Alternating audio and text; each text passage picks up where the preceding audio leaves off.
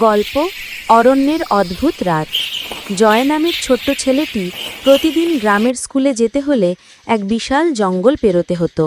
সকালে রোদ উঠলেই পথটা বেশ শান্ত লাগত, কিন্তু সন্ধ্যের পর জঙ্গলটা যেন একেবারে অন্য রূপ নিত।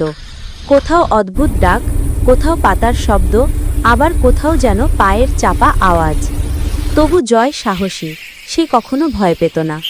একদিন স্কুল থেকে একটু দেরিতে বের হওয়ায় তাকে অন্ধকার নামার আগেই জঙ্গলে ঢুকতে হয়। বাতাসটা হঠাৎ ঠান্ডা হয়ে গেল আর চারদিক নিস্তব্ধ।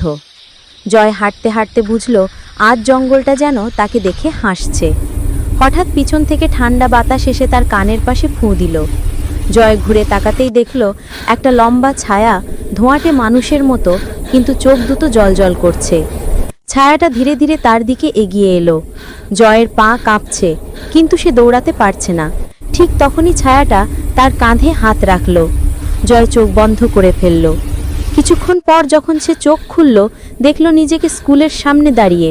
চারপাশে কেউ নেই, শুধু সেই ঠান্ডা বাতাসটা যেন ফিসফিস করে বলে গেল, আজ শুধু সাবধান করে দিলাম, আবার যেন দেরি না করো। সেদিনের পর জয় কখনো আর জঙ্গলে সূর্য ডোবার পর ঢোকেনি। জঙ্গলের ভূত তাকে যে শিক্ষা দিয়ে গেছে তা সে আজও ভুলতে পারেনি।